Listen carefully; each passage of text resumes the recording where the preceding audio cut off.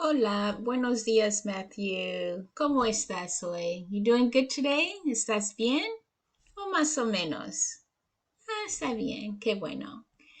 Bueno, so we're here together because I understand you have some challenges with Spanish adjectives.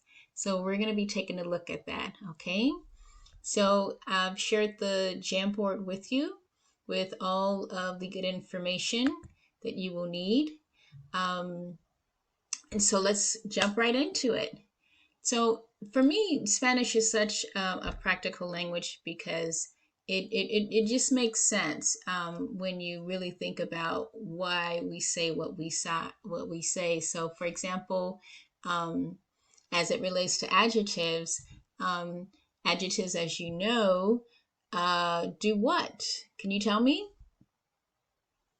Describe. You're right. They describe or modify a noun, a person, place, or thing.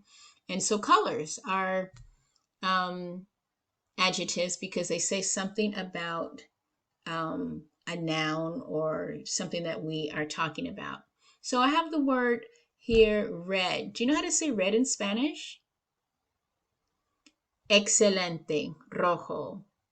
So did you know that there are four ways of saying red? In English, it's just red. A red dog, five red pencils, whatever. But in Spanish, there are four ways of saying it, and I'm going to show you why. But there are four ways. So I'm going to let you know what those are. Do you have any guesses before we look at the answer? Well, you've already given me one of them, which is rojo. Perfecto. And rojo is used when we're describing one thing, and that thing, when you spell it, is masculine. For example, auto. We know that nouns are masculine if they end in an O, for example, okay, like auto, okay? But what about if we have a word like casa that ends in an A? What would rojo look like? You're absolutely right. Roja. Roja. You're absolutely right. Now these are my singular forms. But what if I'm talking about more than one car? More than one car. So this sentence we become unos. Remind me how to make a noun plural in English. Add s. And the same thing we're going to do here. We're going to be adding s's because we want to indicate that what we're talking about is plural. So we added an s to our noun. In Spanish, there's something called agreement, which means we also have to add an s to our adjective. So there you have it. Unos autos rojos. So I'm going to write that here. Rojos. So that's three ways so far of saying red.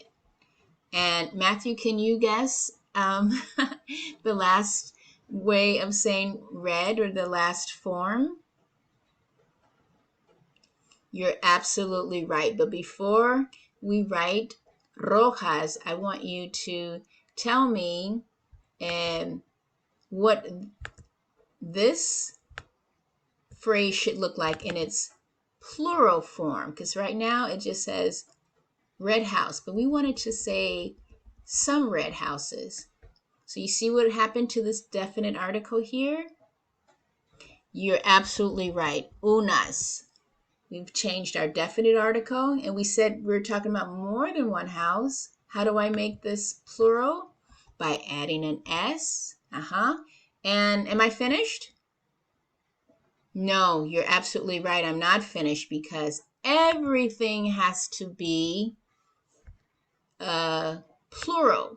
And that is what we call agreement. In Spanish. And we're going to learn, or because I know you've already been looking at this in your classes, but we're going to really learn how Spanish is, what's very important in Spanish is that certain grammatical concepts are agreeing with each other. Otherwise, it sounds a little weird. For example, if I said, I is a girl, well, I does not match the verb is. Am is the answer. I am a girl. So those same concepts you'll see in the Spanish language. Again, it's called agreement.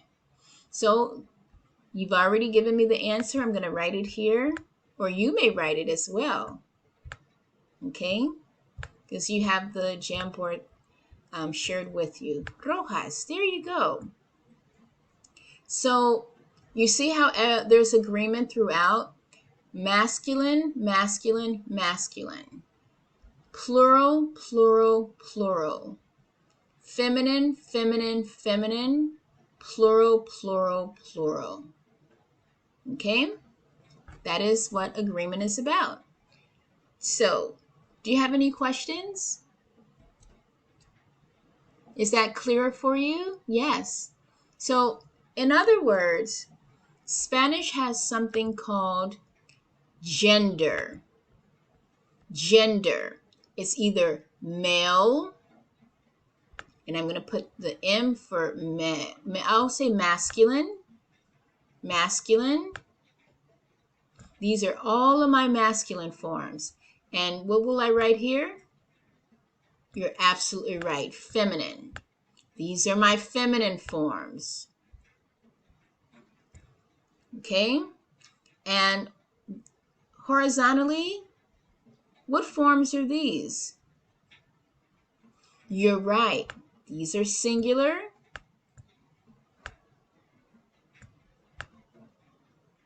And so if these are singular, what are these forms? You're absolutely right. These are plural. Okay? This is agreement. Agreement. Everything is agreeing with each other. Okay? Let us continue. This is another illustration of agreement in Spanish and how Spanish adjectives work. So it says adjectives that end in an O in Spanish change when they are used to describe different people. So the word athletic in Spanish, atlético for male, one male, atléticos for more than one male. Atlética for one female, atléticas for more than one. Okay? Excelente.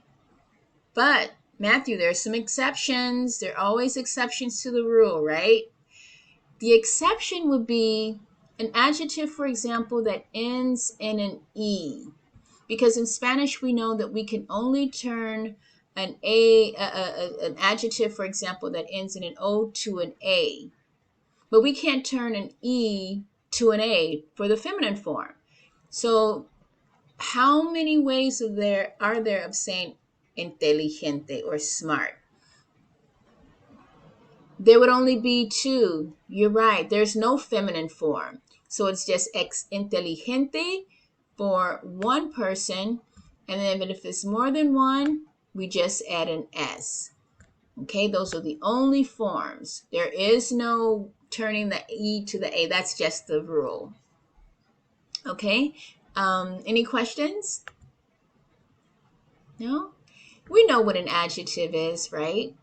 An adjective describes a noun. Like we said, rojo, loco, bueno, y grande. Red, crazy, good, big. Those are all familiar to us. But can you tell me which one is not an adjective? Which one of these is not an adjective? Because I want to make sure that you really understand the concept of adjective. Run is right. Run is a verb. That's an action. So that's not an adjective. We can cross that one out. Chicago is a place. That's not an adjective. And backpack, that's also a noun. So the only word here that is describing or modifying someone is crazy. Like crazy cat, for example. It's saying something about the cat. Okay? So Matthew, that's all the time we have for now. And we will look more at adjectives later.